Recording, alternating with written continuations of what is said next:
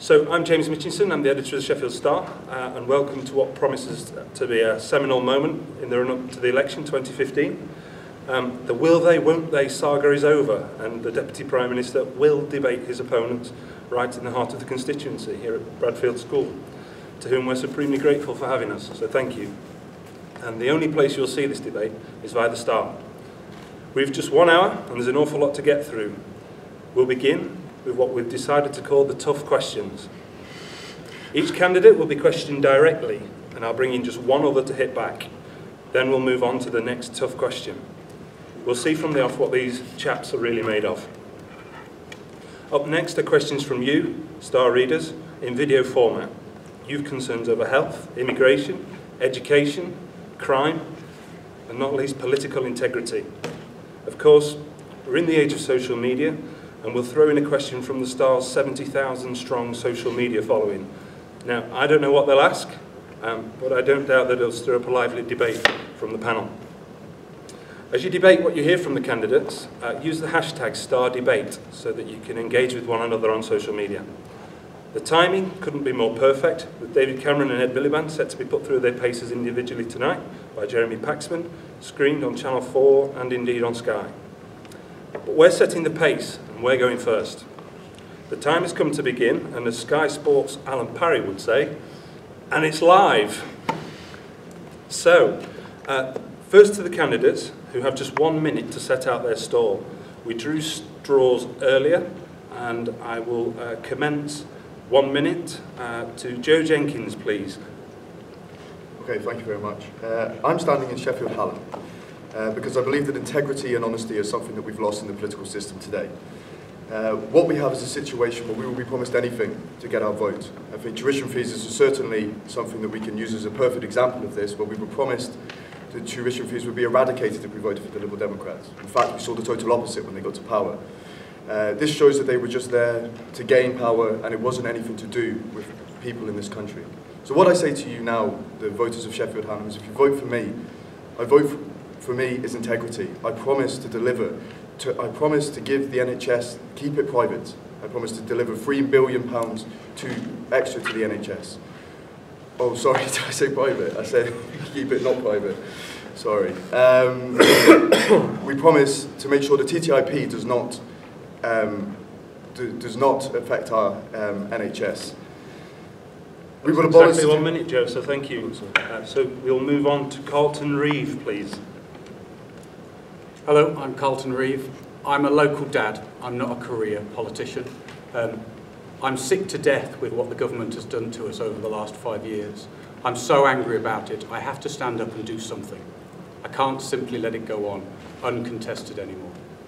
This government has been defined by broken promises and self-interest. But worse than that, whilst they're not addressing the problems that caused the economic crisis of 2008, they've gone out of their way to slash our public services. That's meant that the weakest and the most vulnerable in our society have been hit hardest. I think that's wrong.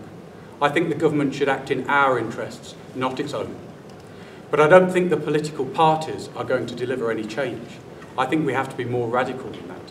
I'm standing as an independent because I think that's the only way forward. Picking and choosing the best policies on an issue-by-issue basis, not coloured by party politics, but actually working for the interests of Sheffield Hallam people. Perfect. Anyone would think that was rehearsed? Actually, that was entirely spontaneous. That was nothing like I was going to say. Nick Clegg, please. Well, I'd obviously like to thank the staff for organising this hustings. I'm lucky enough to have done a fair number of things in public life, but being MP for the last decade of this wonderful constituency has certainly been the greatest privilege of all, and the greatest pleasure to see money come into the local area, to see more young people on apprenticeships than ever before, to see more people in work than ever before, to see money come in to help the education of children from the most disadvantaged families, to see pensioners in Sheffield Hallam get the best increase in the state pension in a very long period of time, to see finally our roads and pavements being resurfaced, to see the Dore and Totney station being redeveloped and transport links being improved. All of these things are important things for the local community, and so a vote for me and for the Liberal Democrats is not just a vote for that record of action over the last 10 years, but also a commitment to deliver more jobs, better public services and better transport links for everybody in Sheffield Hallam. Perfect. Thank you. Oliver Coppard. Hello, my name's Oliver Coppard. I'm the Labour Party's parliamentary candidate here in Sheffield Hallam. I was born and raised here in this constituency. I went to Silverdale School and I currently work out in the Dearne Valley helping the ex-coal mining communities of South Yorkshire develop low carbon products and projects. I'm standing here because, like so many people, my friends, my family, the people I speak to every day on the doorstep, I feel incredibly let down by our current MP and by this government. I think Nick Clegg has turned his back on this constituency. From Forge Masters to tuition fees, cuts to public services and cuts to the local council, I think we've seen a litany of broken promises. But I'm not just standing here because of those broken promises. I want our city, our country and our community to be a more sustainable, more compassionate and more prosperous place to live. So I'm asking you to vote for me because I think Sheffield Hallam deserves a local MP who will stand up for this community and make it a priority down in Parliament. Thank you. Thank you, Oliver. Peter Garbutt. My name's Peter Garbutt. I'm standing here for the Green Party. The Green Party believes that most of the other parties stand for money interests. We stand for people. We started out life as called the People Party, so that's still what we're standing for. What's happening at the moment is we're being offered austerity or austerity or austerity. The Green Party doesn't. We're the only party not offering austerity. We're offering to increase investment. We're increasing investment by, for example, promising that we will slash student fees. So, no student fees under the Green Party. We will bring the NHS back fully under public ownership. We will bring the railways fully back under public ownership. And we will do those things because these things help us all become a more equal society. Thank you. And finally, Ian Walker's substitute at the last minute from the bench, Stephen Cassens. Stephen Cassens, Conservative candidate for Healy, standing in for Ian Walker. 6 months ago, I was in China on business, worked in a room of this size, full of students, very well educated, very eager, very ready to compete with you lot. They are ready to compete with us at a quarter of the price that the UK can offer, and their country is very, very impressive. 5 years ago, Labour left us a legacy of the highest debt of any country in Europe. The coalition has made a very strong start in turning it around, and credit where credit's due, we have to acknowledge the significant contribution of Nick Clegg and the Lib Dems. However, we're in 2015. We are halfway along the journey, and being pragmatic, we have to realise that a vote for anybody other than the Conservative Party is a vote for the chaos of Ed Miliband's spending plans, and his plan to put a wrecking ball through the hard work of the past 5 years, which would be a tragedy of Shakespearean proportions. Thank you. Perfect. Thank you. So there you have it. 1 minute preamble from the candidates. They've set out their stalls, and we're going to move to the tough questions, and some of them are tough. The first one goes to Deputy Prime Minister Nick Clegg. So Nick, There's a surprise. start with a bang. Yeah.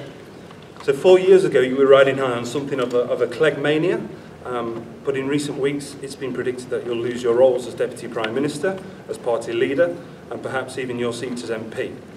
The latest Lord Ashcroft poll showed the Liberal Democrats were 3 points behind Labour in Hallam. Some star readers say you've failed to stand up for Sheffield over austerity, Forge Masters loan, and of course, tuition fees. Do we hear the death knell for your career? Look, the last thing you should ask politicians is start predicting their own future. That's for the voters to decide on May the 7th. But I think let's just take Sheffield. I think what people care about is our city. You know, where was it back in 2010 and how are things now? Now, you know, the facts are that there are now fewer young people who are not in education, employment or training needs in Sheffield than since records began.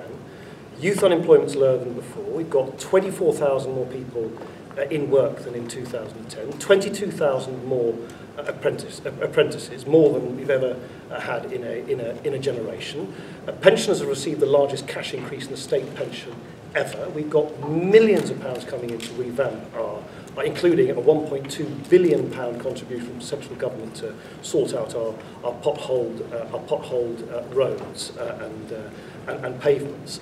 And we've got over £60 million coming into schools through the pupil premium, something I've personally pushed in order to help the education of the most disadvantaged kids in this city. Is everything perfect? No, but you've got to remember, as I think Stephen alluded to, back in 2010, the country was right on the brink. We could have been Greece. Our deficit was just as bad as Greece's. Our banking collapse was a lot worse than any other country in the developed world. And I just think the fact that we've now got more people in work than ever before, more women in work than ever before, and we've got people with a real sense of optimism that they can get their feet on the first rung of the jobs ladder and the property ladder, I think is a remarkable turnaround for this city compared to where we were 5 years ago. And it's something where I've played a role I'm very proud of. Well, more women in work than ever before, but none on the panel, interestingly. No. We could have been another Greece. I think that's a bit of a pop at you, Oliver. I think it may be. Let me just read you a quote from 2010 from Nick Clegg.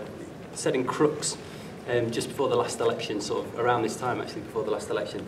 Let's say a Conservative government announced in that sort of macho way, we're going to slash public spending by a third.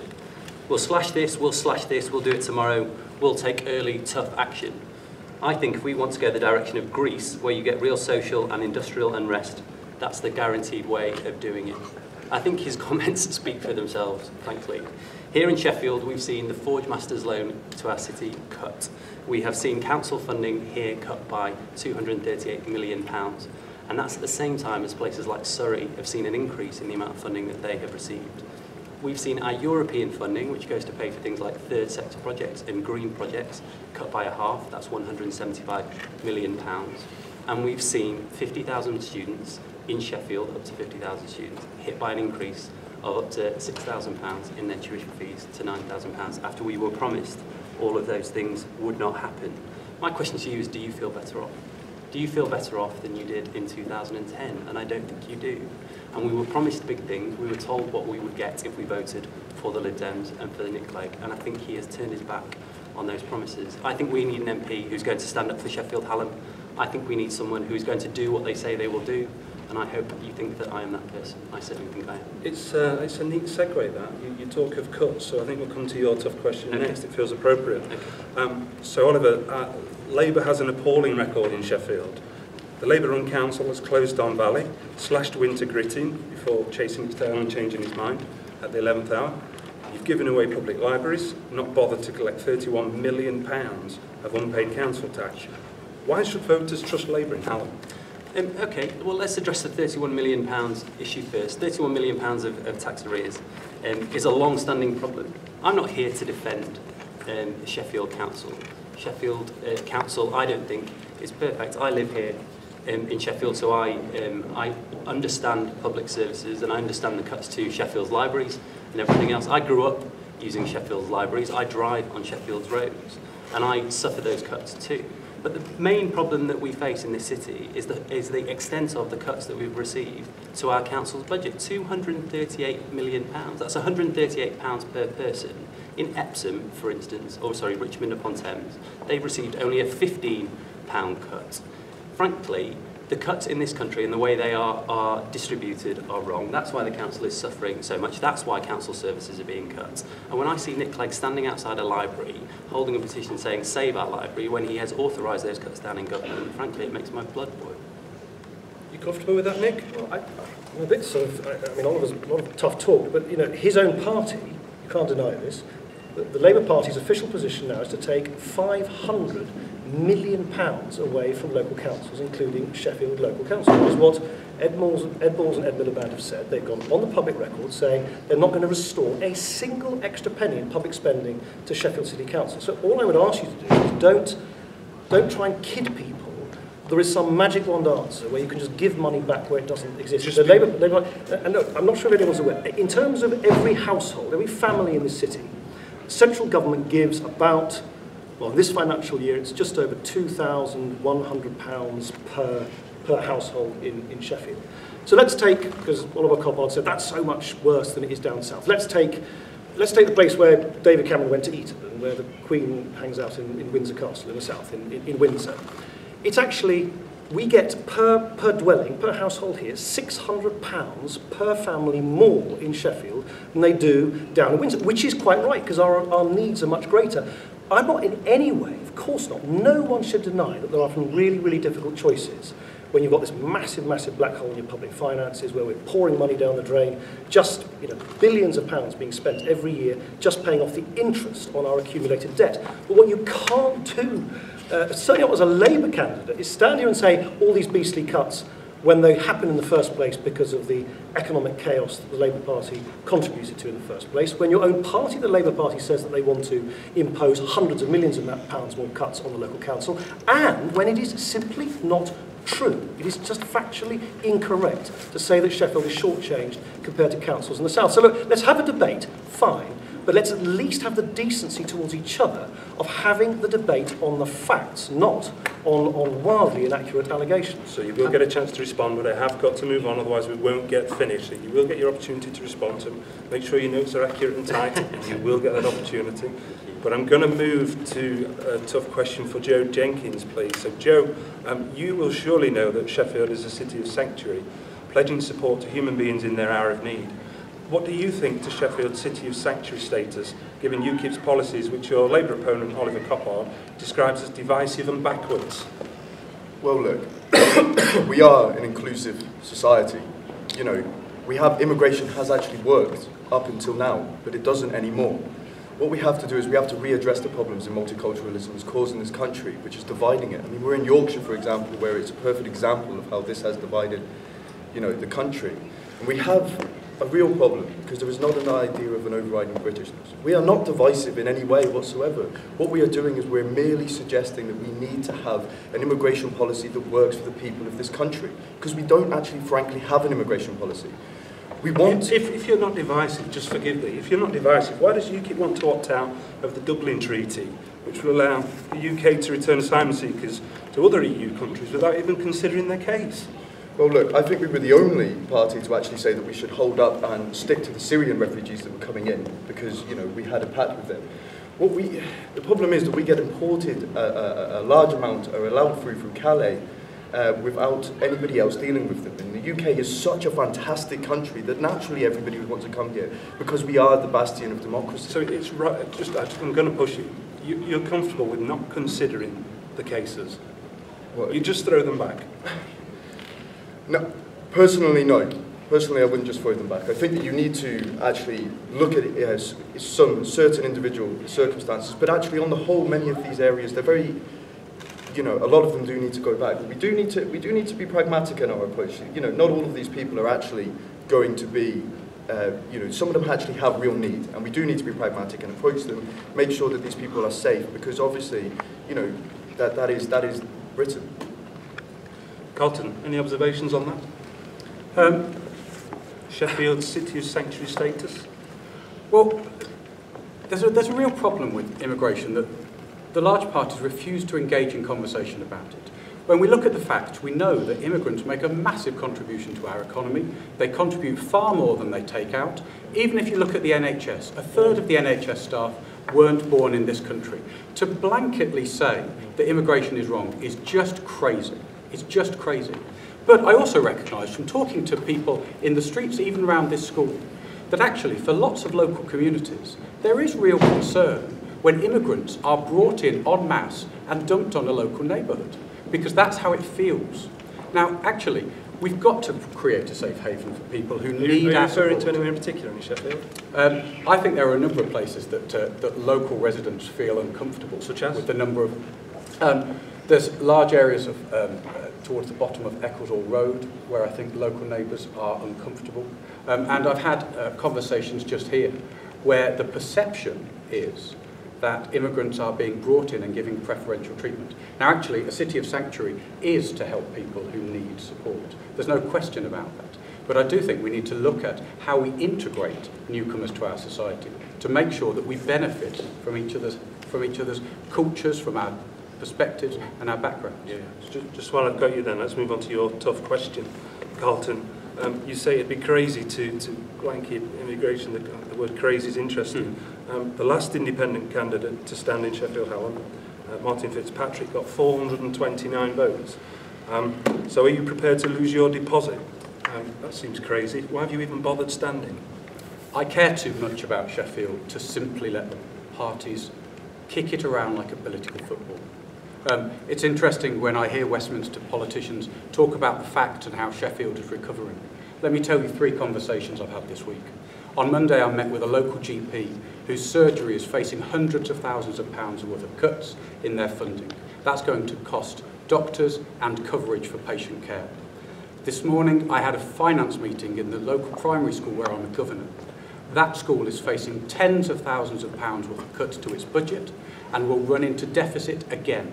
Education and health are not safe under this government, and Sheffield is not flourishing. And the final one, this morning, another parent in the playground, as I dropped my young son off at school, came over to me and she said, "Carlton, do you think we can get the school to donate food for our food bank? Because we're running out of food." In the last year, it's gone up by 70% the number of people that it's feeding. And 1 in 3 of those is a child. 1 in 3 of the food bank customers is a child. Please don't tell me that we are enjoying a recovery when we face that sort of state in our own city. How dare Westminster politicians come here and tell us that they are fighting our corner when that's going on? It's not right. Interesting you say you're a school governor. We also have a teacher on the panel in the Green candidate, Peter. Peter, I'll bring you in there. Any observations on what Carlton says?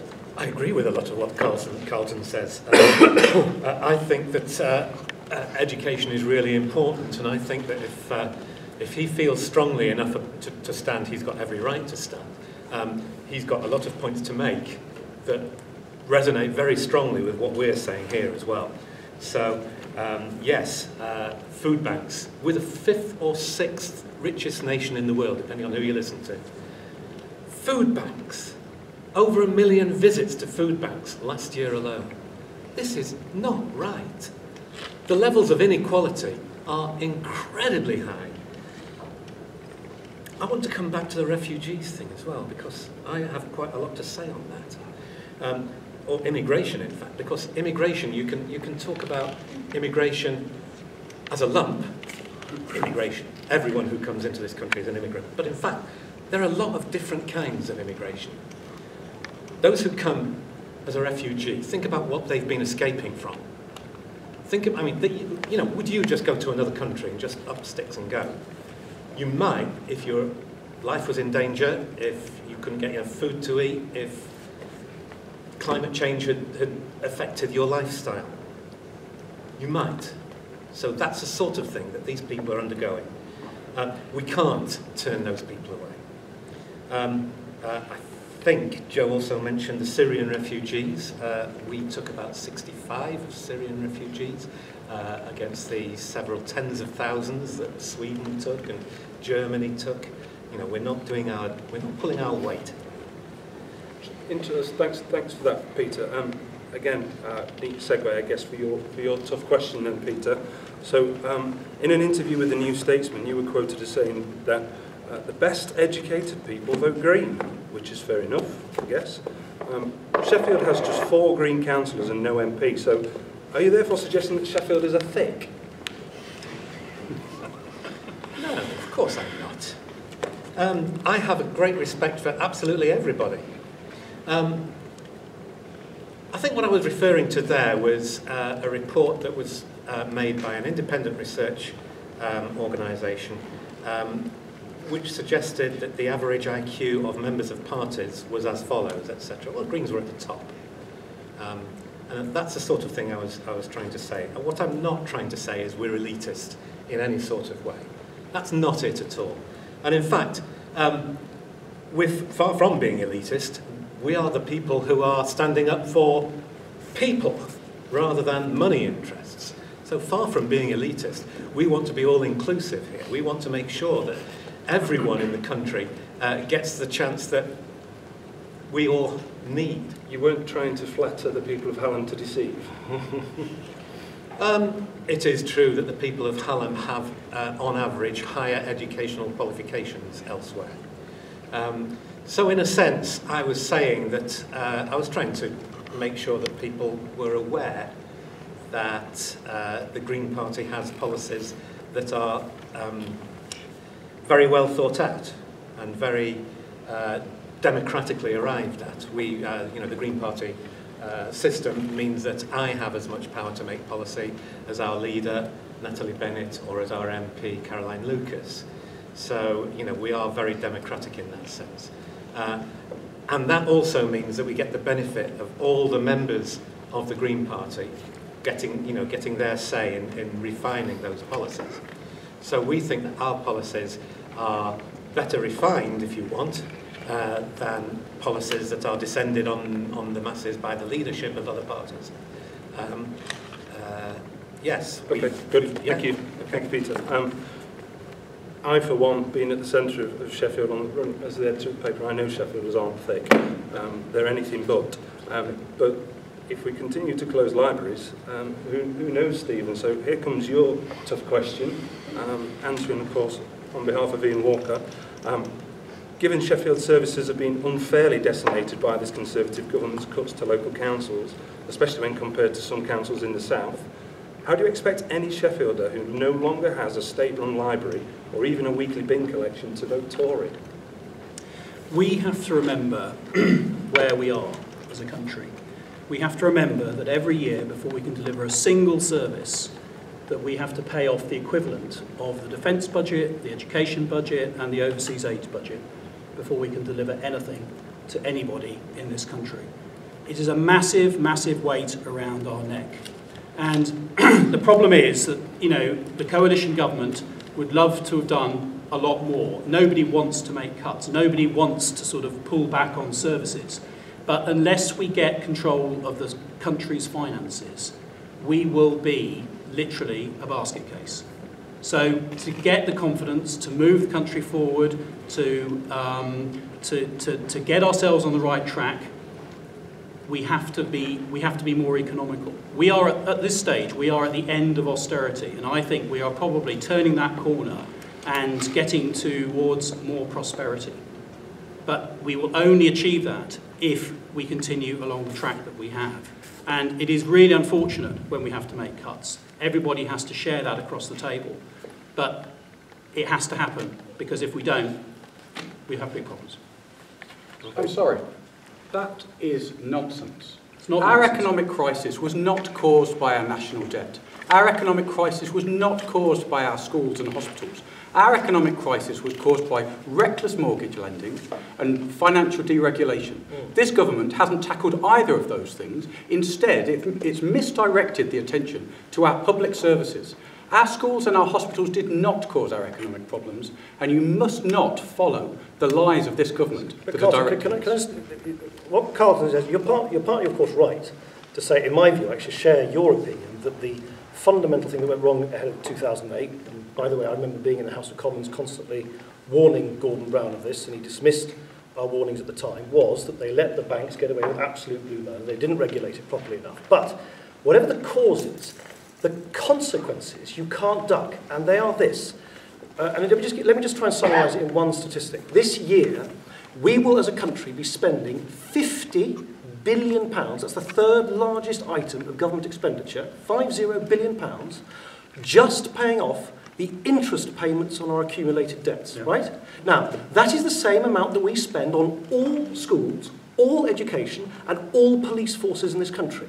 So all I would ask of people who say, oh, why are these difficult decisions being taken? It's because we're pouring 50 billion quid down the drain every year. And if you keep doing that, you can't pay for schools, you can't pay for police officers. And it's a bit like Miriam and me saying, oh, we can't be bothered to pay off our credit card bill this month. We'll let our little 3 boys pay it off for us. You can't just sort of shrug your shoulders and say the next generation have to pick up the tab for this generation's debts. One way or another, you have to wipe the slate clean. Otherwise, Carlton, there is no money for our local schools. And you can't pretend otherwise, because the money's going down the drain on those interest payments. So all I would say is, yes, let's have a debate about where you make savings, who you tax, and all the rest of it. And that's a very legitimate debate to be had. But let's not pretend there's an option where you can just sort of wave away every difficult decision and somehow not confront the fact that we shouldn't be wasting 50 billion quid a year just on interest payments. We've often been compared... Sorry, Stephen.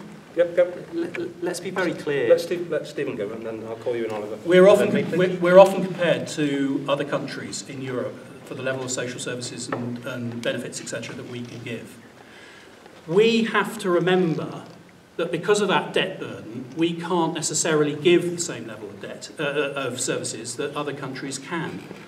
About a month ago, Germany held national celebrations because they have paid off all their debt.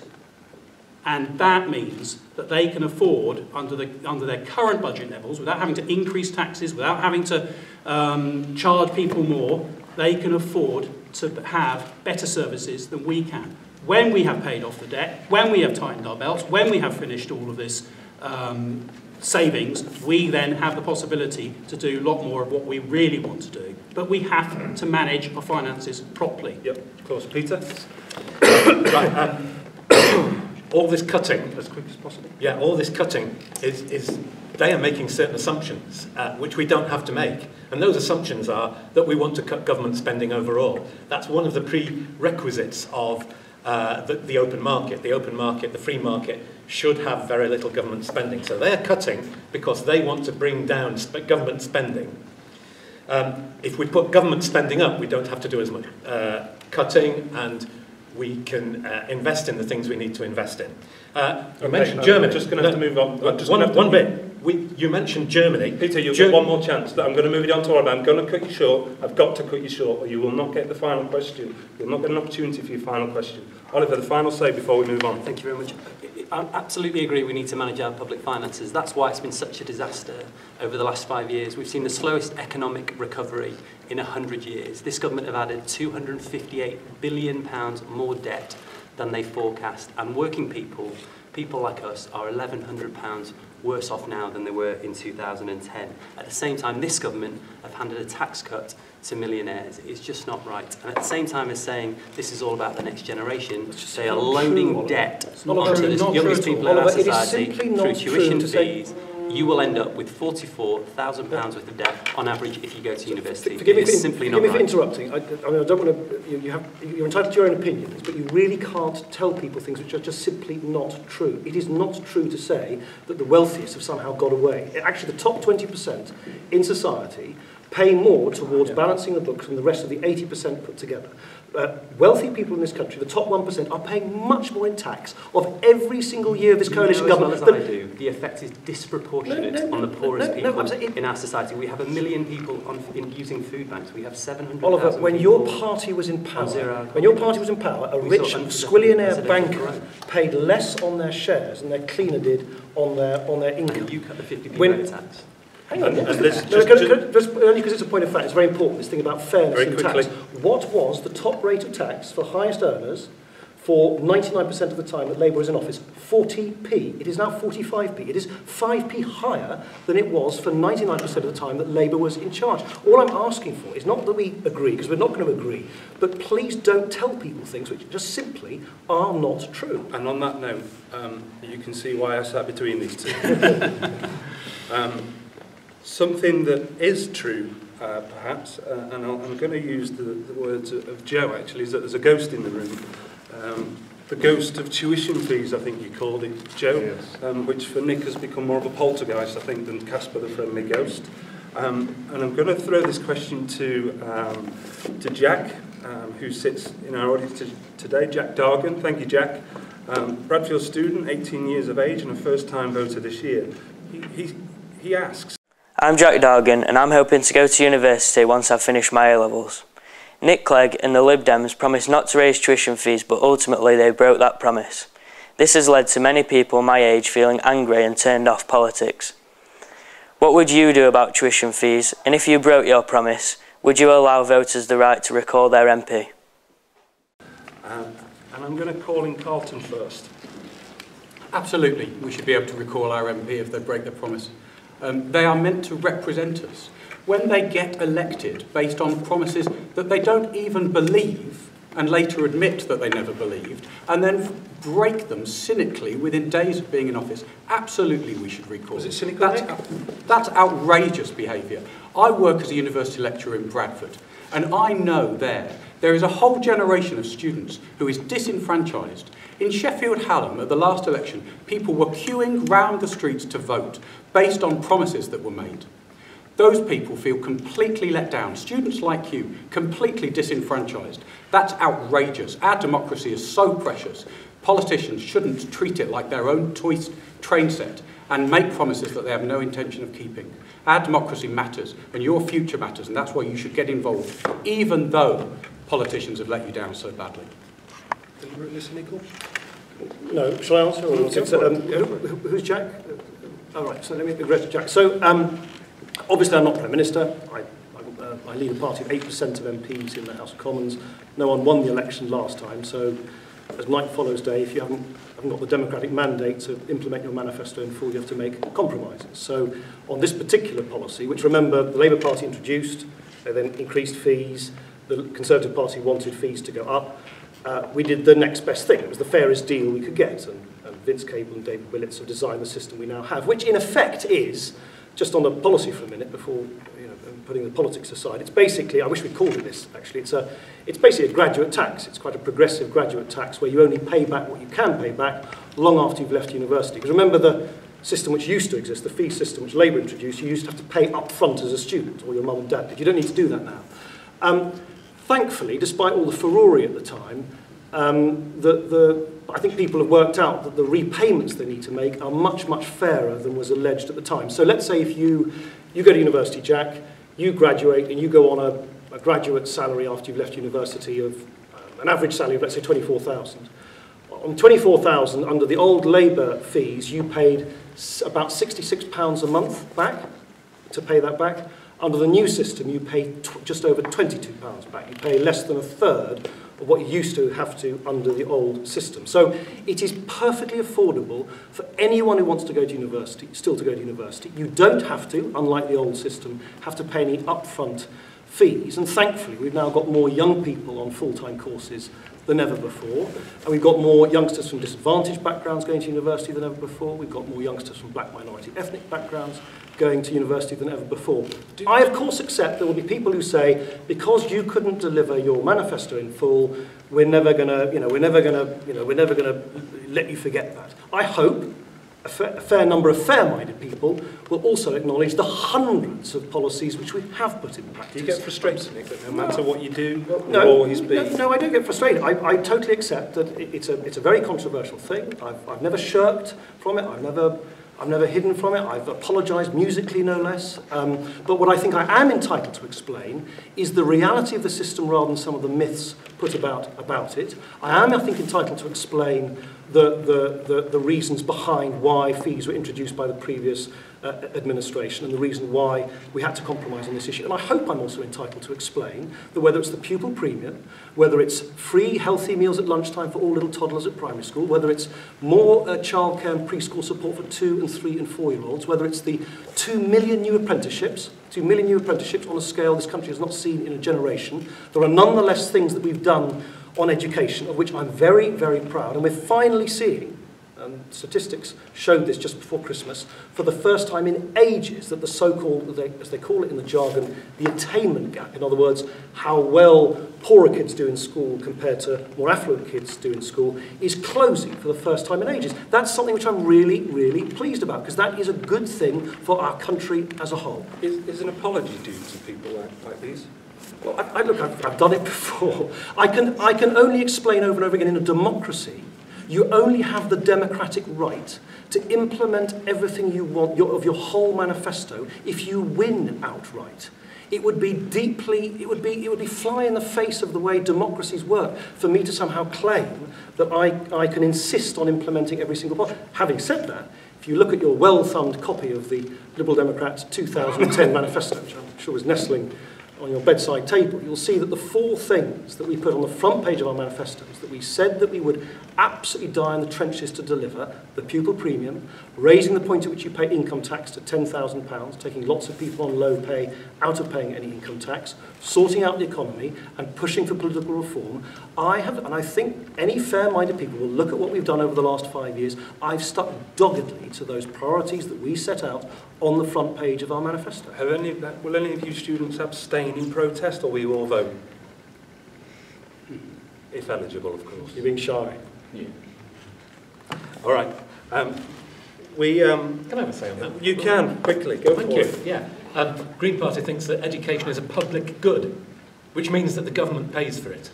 And that means you would be paying no student fees. You'd even get a grant for your living expenses. This is obvious to us. It's something that should happen. It just seems to me ridiculous. It's probably the worst of all possible systems that we have. How will you pay for it, Peter? How would we pay for it? Oh, you've got me started. Right, okay, so we'd have a wealth tax on the top, the richest 1% of the country. Who would all move abroad? They may, but they'll still leave the richest 1%, and we can't have everyone moving abroad. We would have a top rate of tax of 60%. We've been squibbling over here about whether it's 45, 40 or 50. We'd say 60%. We would have a financial transactions tax. Financial transactions tax doesn't affect anything of your financial trip. It doesn't mean, you know, you're paying a cheque or paying through your card. These are huge financial transactions, which are it's the casino banking type stuff that you know. How much do all these measures generate? By 2019, the generation of extra funds from extra taxation would be about £189 billion per annum. There are also other cuts we would make. Yes, the Green Party is a party of cuts. We would cut Trident. That costs 100 billion over about 30 years, so that's 3.3 billion a year approximately. We would cut HS2, which is pretty much a white elephant. It's supposed to, they claim it'll bring wealth to the north. In fact, it'll funnel wealth back down to London. It's a bit of a white elephant. It's a bit of one of those structures that rich men like to say they... So slow trains and no defence? Slow trains and no defence. That's what people are telling us. But in fact, the defence is we would engage far more in peace diplomacy, shall we say. We don't want to be the party that's forever, or the country even, that's forever fighting wars abroad because of... wanting the influence there. We want to be the peacemakers. Slow train. Oliver, you wanted to come in? Yeah, okay. I wanted to answer the question, frankly. So you mentioned about tuition fees and the change of the going back on the promise. I'm not going to sort of labour the point. All I would say is, I know I'm not going to be the Prime Minister, which is why I'm not going to make any promises that I can't keep to you either. It's about judgment before an election. The current system as it stands means that if you go to university, you'll come out of university with an average of £44,000 worth of debt. And it means that your degree, because of the way that the interest payments work, could have costing you about £160,000. Now that makes it harder for you to get on in life. So the Labour Party has said that that is not the right approach. Because as well as hurting you, it also hurts the public finances. We've heard already that this government is so against the idea of debt and deficit. And yet what we've seen is this system that's been put in place is going to add £281 billion to the national debt by 2031. So the Labour Party is committed. What we've said we will do, we will reduce fees to £6,000 as a maximum, and we will start that in 2016. And that's better for you because it reduces the amount of money that you borrow, but it's also better for the public finances because what it does is it means that just over the course of the next Parliament, it will save us about £10 billion in terms of debt. I'm going to stop you there. We're going to move on very quickly to one of the most recognised faces probably in Sheffield, certainly a gentleman who I see almost every day, and that's John Birkill, otherwise known as the man with a pram. A fundraiser in all weathers in Sheffield, very much recognised by Sheffielders. John asks by his video question, and I'm going to give this one straight to Stephen Kessons, and then open it up for debate. Well, my name is John Birkill, which is better known as the man with a pram. And I'd like to ask a question. What are they going to do with the National Health Service? I mean, what it is, since I was 15-year-old, up to when I've finished work, I've now retired, 65, I pay my national insurance, I pay my stamps, I pay me everything. But what this government have done to the National Health Service, them lads and lasses are absolutely working the socks off. And all it's going to come down to is that this government is just going to privatise it all. So they're going to have to pay for everything. Now that's okay in a lot of ways if you've got the money. Now, you've got the money and we haven't. All pensioners like myself are struggling along on a truck and certainly point what they gear anyway, and we're just having to get ends meet. So what are we going to do? How are we going to do that? So what are we going to do with National Health Service? The coalition government has ring-fenced the budget for the NHS, and it is our intention in the Conservative Party to increase the budget for the NHS over the course of the next Parliament. Privatisation was actually started by the previous Labour administration. More privatisation, more transfer from state organisation to private organisation was carried out by the previous Labour government than it has been by the Conservative government. The NHS is something that we all hold very dear. I've used it. I used it very, very sincerely for my son when he was very, very ill. I feel passionate about it. The Conservative Party feels passionate about it, and we will be protecting the NHS. But if we're going to be managing it properly, we have to look at where it is most efficient to deliver the best quality services possible. In health, there are some very, very difficult decisions that have to be made. We cannot always give the latest drug to cure the latest disease that means that one person will perhaps have a longer life versus, say, 100,000 people getting a cheaper drug that extends their life. There are some very, very difficult decisions that have to be made in managing the NHS. And we, any party, Labour Party, Liberals, Conservatives, we have to look at the best, most efficient, most effective way to delivering a national health service. But you can be absolutely assured that we want to invest in the NHS. We are not just turning it over to private hands, and we will be looking to a future with the NHS in public hands. Chair, we've not heard much from you. Where do you stand on the NHS? Well, obviously UKIP have actually outlined already that we're going to invest an extra £3 billion into frontline services in the NHS because we know that it's vital. What we have at the moment is a middle management and top-heavy NHS that doesn't actually address what we need. We need more frontline staff, so we're going to introduce more money to do this. We're also going to stop TTIP, which is actually what Nick here is something that he's allowing in, and it allows foreign investment into the NHS. Now, this is not right. We need to stop this because actually our NHS is our NHS. It's Britain's NHS. It's not America's NHS. So we will also leave the European Union, which will save us the money so that we can fund this £3 billion extra pounds, that we can, so we can put it into our own infrastructure because it's very, very important. I mean, TTIP, Nick. Sorry? What have we got to say on TTIP? Because it's something that's really, it's a huge issue. We have a young man actually stood outside who's campaigning for it. He's been campaigning all the time, which I signed up today, because TTIP is such an affront to our NHS. We need to save our NHS. Our NHS is incredibly important because it is, I think it typifies Britain. How can you justify private investment into the NHS for TTIP? It won't happen. Oh, are you sure? Yep. I've got a letter from the person who's negotiating TTIP saying there's absolutely nothing. For those of you not, TTIP is the Transatlantic Trade and Investment Partnership. It's basically a new trade deal which has been negotiated between Europe and America.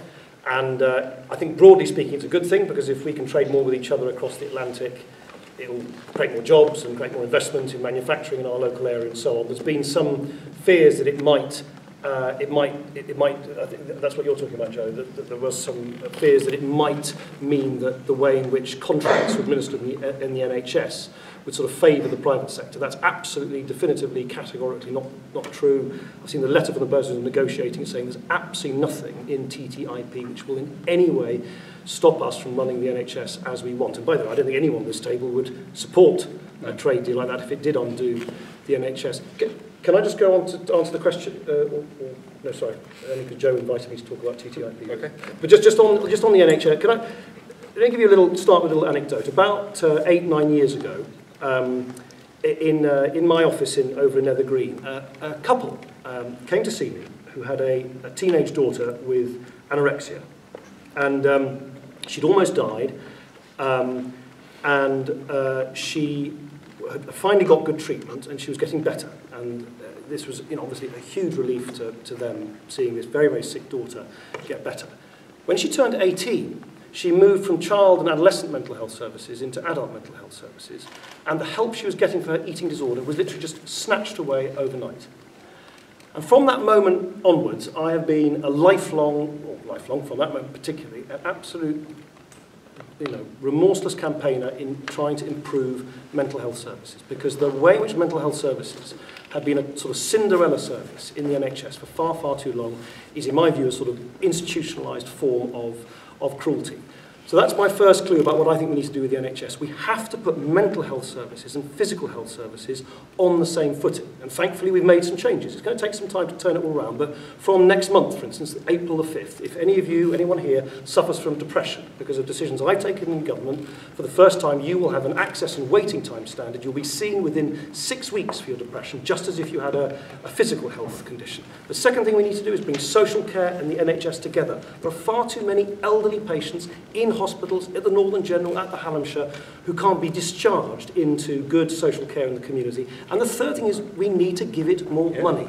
Simon Stevens, head of the NHS, has said it needs £8 billion worth of extra money by the end of the next Parliament. I agree. My party's got a plan how to deliver that £8 billion, but we can't expect to have rising costs of medication and an ageing population and not put that order of extra money into the NHS.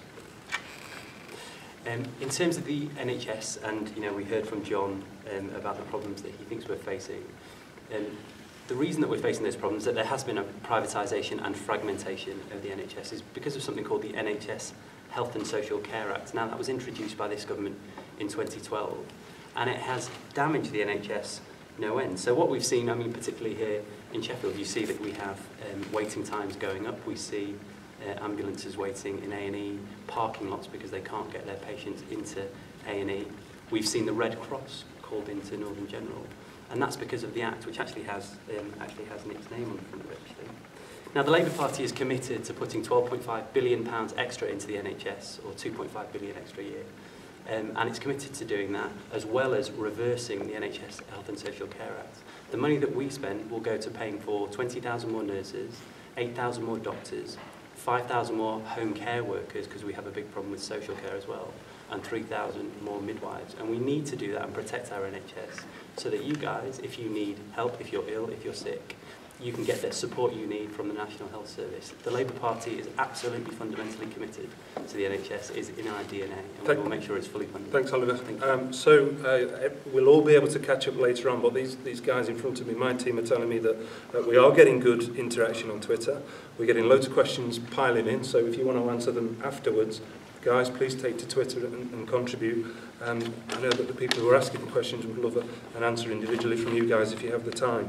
I'm going to take this one from Lucy Cooper. Thank you, Lucy. It's directed towards Nick Clegg, and it's a little bit more focused, shall we say, on the constituency. So, can you be trusted to fight for local interests of Sheffield Hallam residents rather than serve your own interests in your Westminster career? Of course. In the 10 years that I've been MP for the area, I totted it up the other day. I think I've done 38,000 individual items of casework. So people come to me day in, day out, write to me, email me, telephone me, come see me in my constituency office, and I try and help them. I gave you just an anecdote about trying to help the daughter of a couple with eating disorders, to do with planning disputes. There was a big issue which I've been very involved with just recently about Tesco's wanting to apply to open a new Tesco's in Parkhead, which I've been very against, and thankfully the council have decided not to give it the go-ahead just yesterday. The thing I've probably received more correspondence on than any other issue, guess what it is? Buses. In the 10 years I've been an MP, I've had more correspondence on buses and the erratic bus service and the chopping, changing of routes and fares and so on than anything else, and I've worked very hard to make sure that bus services are improved and that we've got more power now in Sheffield than ever before to decide for ourselves how the bus services are run. As you might expect, Nick, we've had more than one person ask, what's your most proud achievement as Deputy Prime Minister? I think probably taking, taking close to 4 million people on low pay and thousands of people here in Sheffield Hallam and across Sheffield out of paying any income tax altogether. How many is that in Hallam? Oh, it's thousands.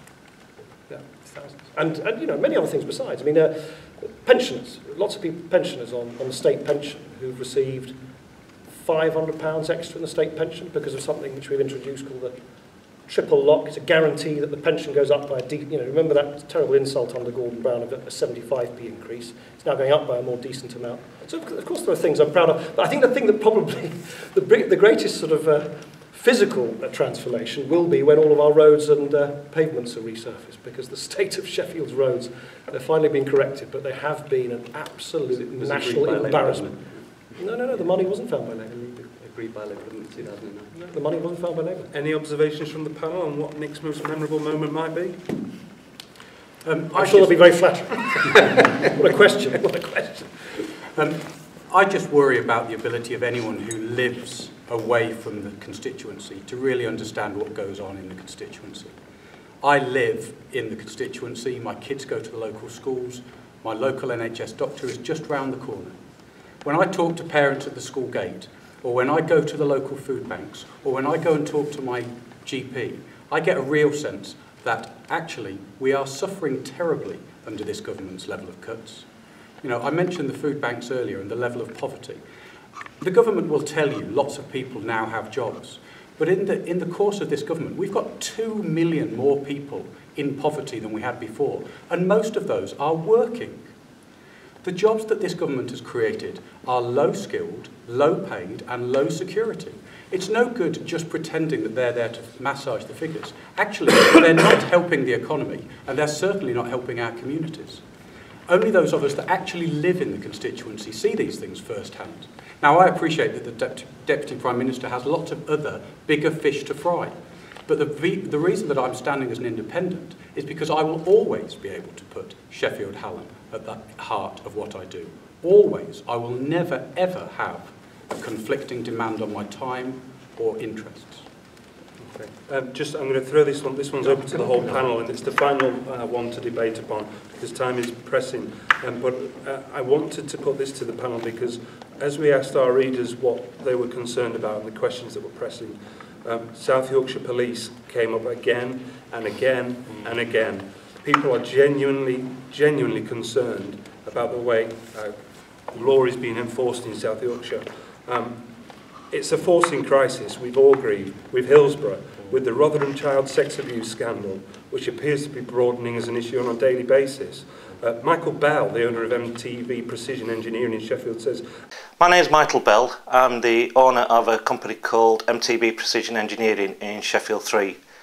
My question to the candidates is, I've been burgled twice within the last 2 months, and due to all the cutbacks to the police, I'd like to ask the candidates, what are you going to do about policing Sheffield and making it a lot safer for people to work in?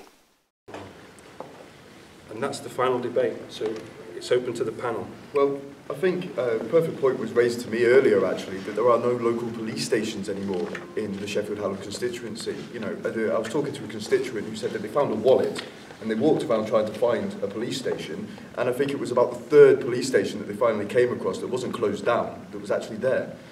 You know, we have a real problem actually at the moment with, with the policing of Yorkshire, because I can't quite fathom at the moment how, especially in the wake of the Rotherham scandal, about how this policing in this area is actually being done. There is something systemically wrong with it, and it needs to be addressed, and it needs to be addressed quickly before more young people are hurt, before more people do not actually have the protection. The police are there to serve us, they're not there to serve the ends of politicians and politicking, which seems to have been the problem actually at the moment within South Yorkshire. I mean, we are standing up very strongly, but you know, political policing is something that is coming into play, and I think that Labour need to answer a few questions on this because in every report that has come out, it is suggested that this is a Labour problem. This is the most polite panel I've ever been on. Does anybody ever view? Yeah, so I would say, you know, the issue that was raised about being burgled. I mean, increasingly what we see in our part of Sheffield is we see property crime and crime against property on the rise, and that's largely because people are poorer and they are committing crimes against property, so they can steal things largely to sell in order to be able to fund, well, to put food on their table sometimes. Look, the South Yorkshire Police have come in for an incredibly tough time, and it hasn't been helped by the significant cuts that the force has faced here in South Yorkshire. So I read the report, the interesting report in the paper today, actually online, and as it rightly said, South Yorkshire Police have a problem with morale because the staff who work in the service are finding times incredibly tough. We now have, well, by 2020 there will only be 2,000 officers in South Yorkshire, and that's 1,300 fewer than we had in 2007. But morale is down, not because of the Rotherham child sex abuse scandal or any of the other specific issues mentioned. It's surely because of the funding costs and the pressure to merge. Exactly my point. And so what the Labour Party will do, we will scrap the Police and Crime Commissioner election. Joey talked about the politicisation of policing. The Labour Party will take the Police and Crime Commissioner out of that role and use the money for that role to put that back into frontline policing in order to support frontline services. So that you're exactly right. But the Police and Crime Commissioner elections are a good way of getting people in touch directly with the management of the.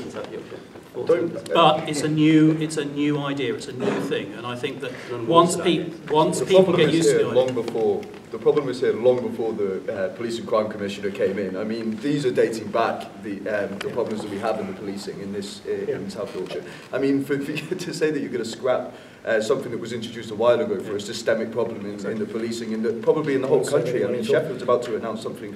You know, it is spreading. You know, the problem that we have. But if malpractice is systemic and it hasn't been addressed since the year dot that you refer to, how are you going to make a difference? Well, what we will do is we need to have a larger oversight on our police. Elected politicians need to really be addressing and talking to the people about their problems. More oversight. I mean, yes. Well, look at what Jane Collins is doing in Rotherham. What she is actually doing is she's opening surgeries for people that are affected by problems that they don't feel that they can go to the police with. So they come to her directly, and then as a politician, that she can say, you know, she can help push their case forward and say, look, and be a larger voice in the community. And that's what I think politicians should be doing. If you feel that you're vulnerable and the police aren't representing you, your politician should fight your corner at every single opportunity. I would make a distinction between two things. I mean, Joe's clearly right. There are some historical issues, particularly to do with these truly chilling, absolutely spine-chilling revelations and allegations about what happened in Rotherham, and either deliberate or not so deliberate neglect by the police and just ignoring the pleas for help for some of the most vulnerable children in society. I think that clearly needs to be looked at through a proper, thorough investigation. I think the current Police and Crime Commissioner suggested that the independent policing the IPCC should do a proper investigation into the South Yorkshire Police. I back that, actually. I do think you can't really atone for or account for the past until you lift a lid on the past. On the funding issue, police have made very significant savings and have had to weather very significant savings. So the question going forward is, which parties have got a plan for sort of light at the end of the tunnel? Because the Labour Party, interestingly, want to actually continue with cuts throughout the whole of the next Parliament because they want to take much longer to deal with the deficit. My view is we're almost there, about 2 or 3 years left before we actually got light at the end of the tunnel, and then we can start spending money on public services again in line with the growth of the economy. But you have to, for the reasons I explained earlier, you have to clear the decks first. We're spending much more on the interest on our debts than we are on the police across the whole of the country. And that's why I think, you know, let's balance the books but balance them fairly. Let's get that done over the next couple of years, and then let's start spending money again on public services in line with the growth of the economy. But what you can't do is stick your head in the sand and say you're not going to deal with balancing the books, because of course then there's no money left for public services, full stop. So whilst we're dealing with balancing those books, we're going to have a whole load of other people being attacked. Well, just to Peter, just before you say it, of course, look, any crime committed, anyone who has their home robbed or anything, it's a trauma. But I don't think we should do the police a disservice. That, you know, crime has actually gone down in Sheffield by a considerable amount, by about 15-16%. Doesn't mean there was no crime, but I think we should acknowledge to the South Yorkshire Police they've got real morale issues, they're under a huge amount of pressure, but they're actually presiding over lower levels of crime even whilst they're making savings. And I think that is a real tribute, actually, to South Yorkshire And I Police. agree, and I agree that there's a lot of very, very good police officers. But if you're going to say, well, we can't fund any more police officers, we can't afford to increase their morale because we haven't got the funds, and in the meantime this child sexual exploitation is still going on. Yeah, but that happened well before. I mean, happened a long time ago. You can't And say it's that's still to do with the continuing. fact of the banking crisis. But it's still Don't happening. mix things up. But it's I still know, happening, and it won't stop happening until we do start to increase the But Peter, morale you're surely of the not, police force. you're not surely not saying that the fact that the police failed 20, 30 years ago as well as 20, 30 months ago to protect some of the most vulnerable children in South course Yorkshire not. is all to do with budget issues. No, That's just it's nonsense. not all to do with that. But the budget issues are very big in and amongst there. Yes, we should have a look and see why the police have tended in the past to ignore these problems, to sweep them under the carpet. It's wrong. It shouldn't have happened. But building the morale of the police is one of the good ways of making sure it doesn't recur. The police are now aware that they shouldn't have done it, and hopefully that will start to change at least a little bit what they do in terms of reacting. But at the moment, if you say, well, we're going to wait a couple of years before refunding that, that means you're waiting whilst other people get exploited. And I can't countenance that. That is just beyond the pale. You're saying put money first and people second. All right. Well, I think that's an appropriate juncture to end the debate. So I would like to express personal thanks to all of you for coming along, to the people in the audience for submitting the questions, and to wish all of the candidates the best of luck, and thank the audience of the Sheffield Star for watching. So thank you very much, and thank you guys.